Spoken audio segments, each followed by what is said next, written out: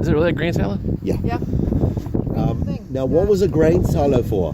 Dry grain. To Storage. store grain. Yes.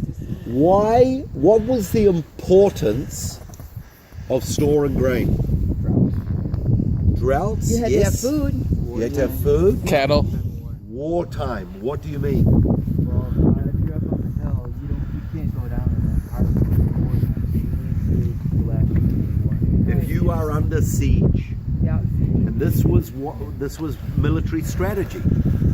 Enemies would surround you. See, the positives of the height is that you had security, you had height advantage. Right. The negatives is that the enemies would try and starve or thirst you out.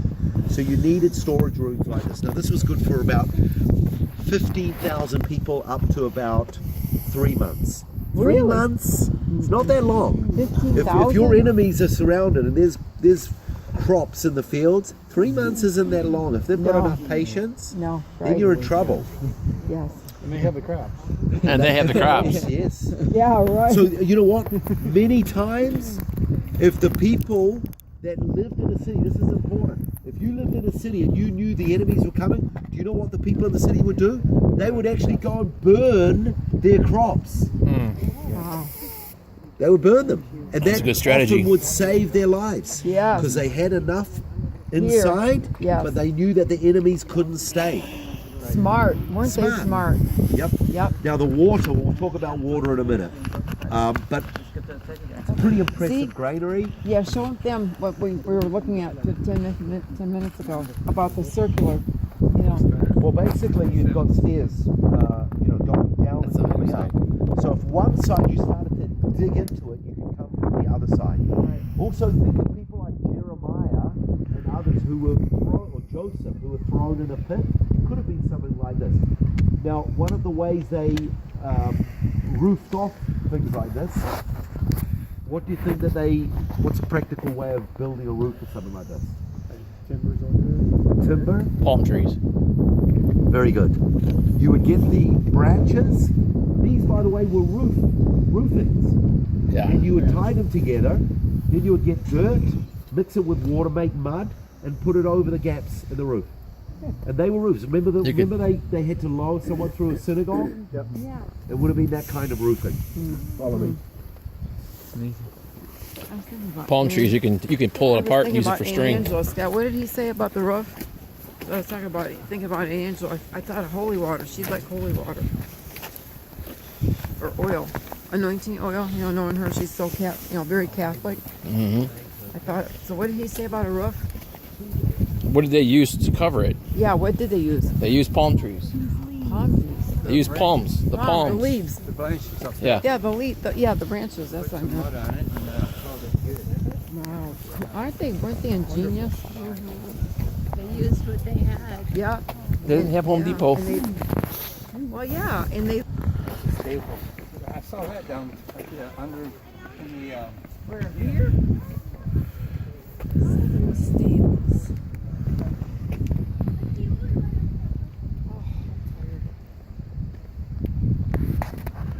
Well, the view is beautiful. Good view. That's awesome, isn't it? Oh my gosh, you can see for miles. Keep going. We're gonna miss out on the water part. I had to take a break.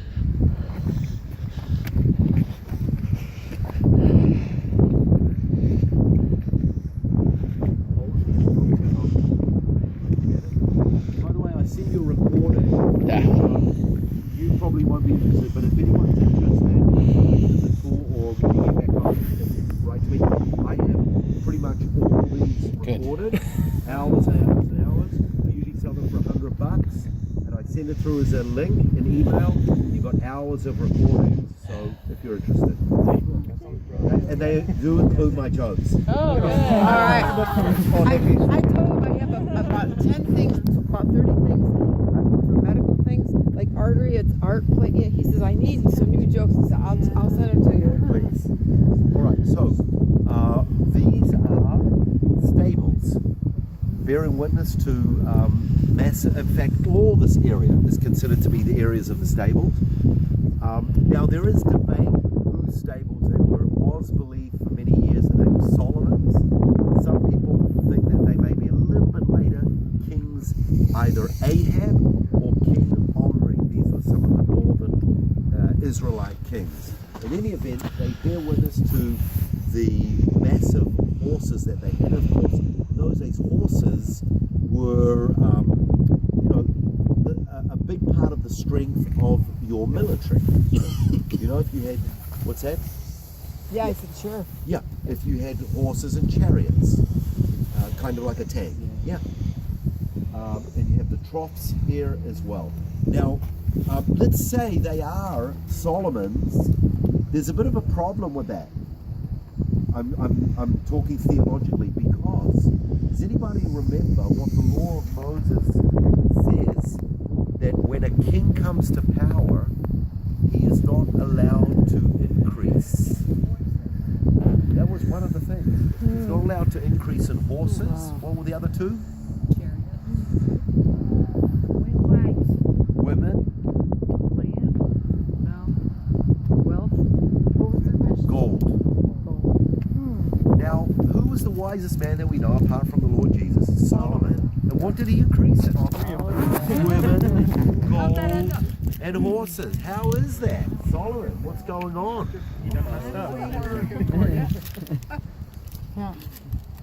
A lot of the things that he increased in were part of his foreign trade policies. Remember, he adopted a huge empire from his father David. This was the height of the Israelite history. And when you made a transaction, let's say with the Assyrians up the road, quite often and remember, Israel was the superpower of the day. Before them it was the Egyptians, before them it was the Canaanites. But Israel now, under David and Solomon, they were the superpower of the day.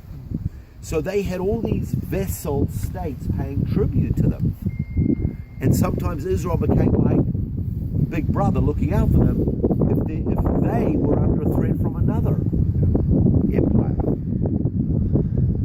Sometimes if Solomon made a trade with a foreign king, Ethiopia, Egypt, wherever, the kings of the day of the countries would throw in their daughters as part of the deal. And that's how we know he increased in women. He could have refused. But what is wrong with him accepting one of the daughters, one of the women? Think about it.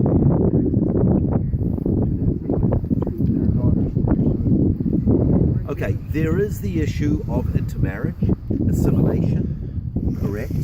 Yeah? But you're splitting the power of your throne of your nation with the other. Like you Depending on the nature of the contract, that could be, correct? The other was So- their gods. Well, yes, we know in Solomon's case, his wives brought their foreign gods as an influence into the home. But I think you're right on when you use the term splitting. Because I call this a way of compromising. And what do I mean compromising? Just imagine. Okay, here's a good example. Your president-to-be, Donald Trump, and actually Hillary Clinton, by the way, they both have daughters. And they both married Jews, right? You know that? I didn't know that. Chelsea Clinton, she married someone that's Oh, that's Jewish. right. I did know that. But what about And, which Trump? Ivana, she married also a Jewish man. I don't know if you know that. No, And I both didn't the know daughters converted to Judaism. No, I did not. I knew Chelsea had. So Chelsea Clinton, she's Jewish now. She converted. And so is Trump's daughter. She lives a very orthodox Jewish life. Ivanka? Yeah. Ivanka, okay. Yeah. So I don't think it's the case with Donald Trump, because I think he understands the true nature of what we're surrounded by. But the fact that his daughter is married into the Jewish, you know, when he talks to the Jewish community in America, he's going to want to be careful. Yeah. Conflict No of wonder he interest. said yesterday, be strong until I get into power. Until I Yeah, get well, I don't think it's because of his daughter. I think it's because he really does. Yeah, I understand mean the that nature. might. Yeah. But going back to Solomon, you know, he does a trade with Assyria.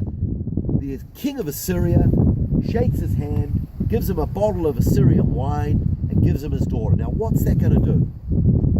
Now, the whole nation of Assyria are happy, and the whole nation of Israel, because there's peace, there's a treaty.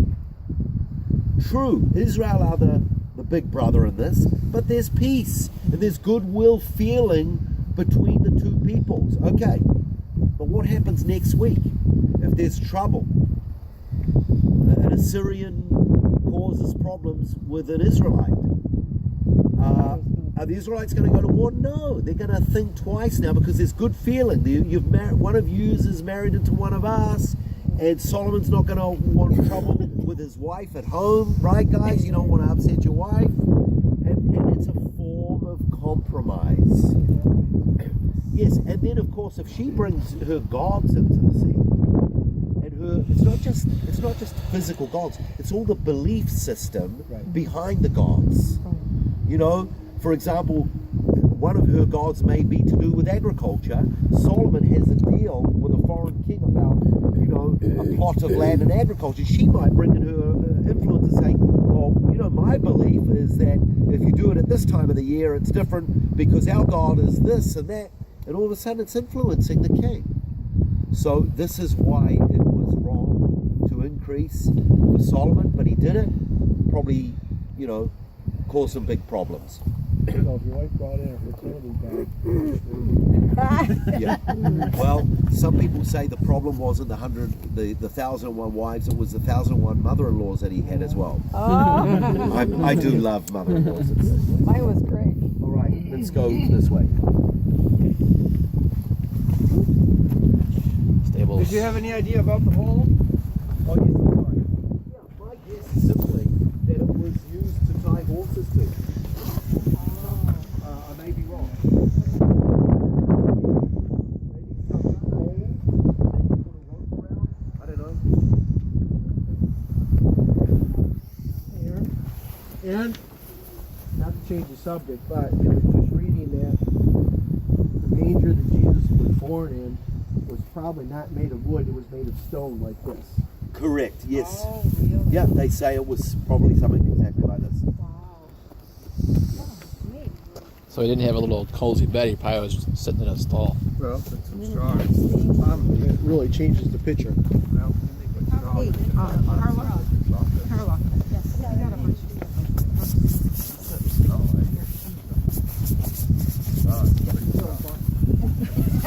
Oh, wait a minute. I have to edit that part up. Granary here to preserve food in case there's a siege. Water was crucial. You can't survive without water. The Israelites came up with an invention where they went outside of the city, they found the water source. I'm deliberately using the word source because there was a famous author, James Michener. Have you heard of him? Oh, yeah. He wrote a famous book called The Source, and it was based on this tunnel. They would go out and find the source, the water source, channel through an aqueduct under the ground or reservoir, and bring the waters into the city, camouflage the water, and they've got water inside of the city. We've found 4 in the country. And this is Wow. one Cool. And who did that? of the Israelites. Weren't they smart? It was a good idea. It saved their lives. And you can see a huge hole here with dug down, and then they would either go down with buckets and ropes, or they would actually walk down. It's pretty steep. There are 183 steps, but there's only 80 coming up. Can you handle that or not? All right. I'll take whoever can't. Do you know how to get back to the down the way. cafeteria? Go back down the same way we came up. Yeah, that way. This way.